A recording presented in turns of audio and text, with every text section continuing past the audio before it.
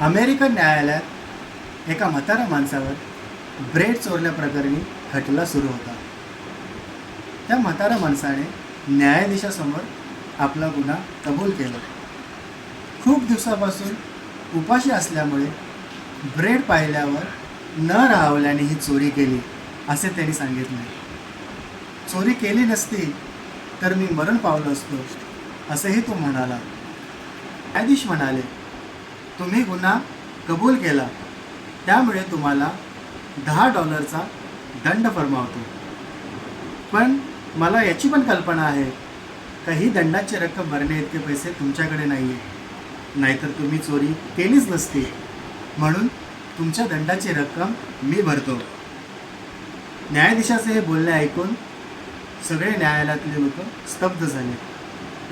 न्यायाधीश उभा राहिला आणि न्यायाधीश म्हणाला, इथे बसलेल्या सगळ्या लोकांना $10 दंड फरमावतो.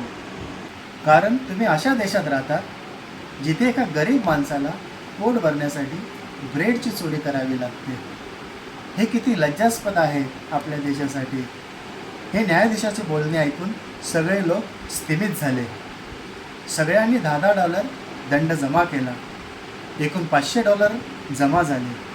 न्यायाधीशाने ते $500 त्या म्हाताऱ्या माणसाला देऊ केले आणि सांगितले का या $500 एखादा छोटासा व्यवसाय सुरू कर, जेणेकरून तुम्हाला परत चोरी करावी लागणार नाही. तात्पर्य असं आहे मित्रांनो की माणसामध्ये माणूस पाहिल्यानंतर न्याय होतो. धन्यवाद.